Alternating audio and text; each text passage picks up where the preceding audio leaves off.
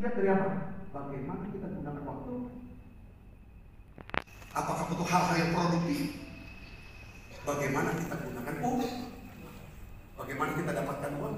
Bekerja dapat uang? Bekerja kan waktu kaitannya. Lalu dapat uang. Bagaimana kita gunakan ini? Apa kita gunakan? Ada beberapa anak Tuhan lagi sedang diberkati, lagi sedang kaya, bisnis dia lagi sukses. Wah, dia sembrono dia pikirin uang ini. Harusnya melihat, kalau kita percaya ketika kita buntu, kalau kita lagi sedang kesulitan keuangan, kita kan dikasih, diajar tentang iman. Allah itu sanggup memenuhi segala mujizat Tuhan. Tapi kalau kita sedang diberkati, apa kita melihat ini adalah uang dari milik Tuhan yang dititipkan kita? Yang seharusnya kita nggak boleh pakai secara sembrono.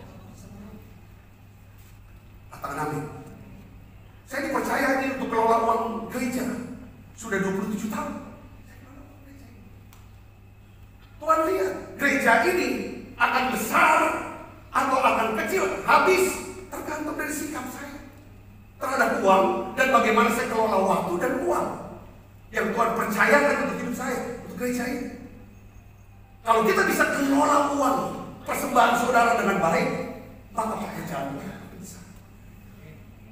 Uang itu hanya sebagai alat, bukan untuk bahan flexing, nunjukin diri kita. Sudah kaya sekarang, jangan hina gua lagi ya. Katakan amin saudara. Nah ini harus olah pikir, harus kita doa supaya Tuhan bisa beri kita, saudara, kekayaan, kehormatan, dan kehidupan tanpa batas. Saudara, coba kita baca Alkitab Lukas 16 ayat 11. Sekali lagi kita baca sama-sama. 1, 2, 3. Jika kamu tidak dapat dipercaya dalam mengelola kekayaan duniawi, siapakah yang akan mempercayakan kekayaan sejati kepadamu? Katakan amin. Jadi ada hubungan langsung, ya, ada hubungan langsung antara apa? Kedewasaan seseorang dengan apa? Bagaimana cara dia mengelola keuangan. Waktu Sasa, anak kami, dan Joel masih kecil, saudara, maminya tidak pernah mau kasih uang dia. Pokoknya kalau sekolah dibawain aja makanan, saudara. Terus ongkos gimana dong? Ongkos dari rumah ke sekolah, ya udah diantarin ke mobil, pulang pergi. Tidak pernah dia tahu. Baru setelah dia mulai dewasa, ya, kita bukain rekening bank, kita taruh uang di sini, kita lihat mereka. Sekarang mereka ada tidak bersama dengan kami kasih. Saya melihat dua-duanya, ya, bagaimana mereka bisa kelola uang ini. Saya selalu ngomong, kalau kamu bisa kelola uang dengan baik, dengan benar, dengan menganggap ini uang, bukan uang kamu, ini uang papi, uang mami. Nanti kalau kamu udah kerja, ya kamu coba berpikir ini bukan uang kamu, tapi uang Tuhan. Kamu bisa gunakan dengan sebaik, yang bisa menghasilkan buah yang lebat buat kerajaan. Yang akan dikatakan amin. Nah ini, jadi bagaimana kita kelola uang itu kan menunjukkan karakter kita. Ini orang dewasa. Saudara ini katakan amin. Mohon maaf kalau ada saudara yang tersinggung. Kalau ada yang tersinggung, ini saya akan selesai. Katakan amin. Ya? Saya percaya bahwa saya mau bukain rahasia keuangan gereja kita. Setiap 27 tahun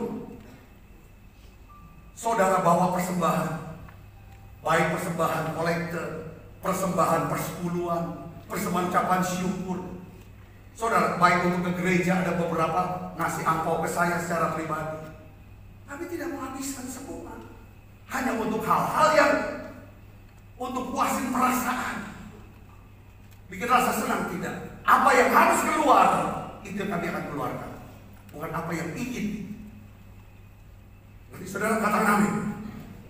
Jadi oleh karena itu kalau kita punya sikap yang benar terhadap uang, saudara, dan kita bisa kelola uang dengan benar, saya percaya Tuhan akan berkati saudara. Saudara punya bisnis yang sekarang ini, Tuhan akan luaskan bisnis saudara.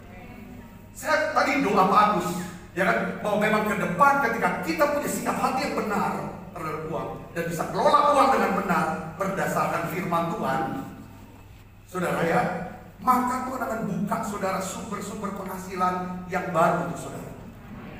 Yang percaya katakan amin.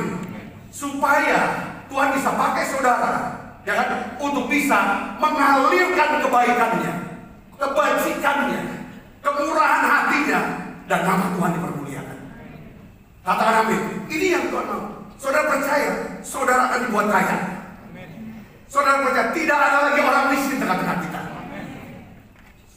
Katakan amin. Karena Tuhan memberkati kita. Amin, saudara. Kita ngomong, duduk sama teman-teman pekerja yang awal-awal. Ya, dulu ingat gak rumahnya? Yopa, rumah kami lah, rumah kayu, bawahnya itulah rakit. Sekarang rumahnya gedong, yo.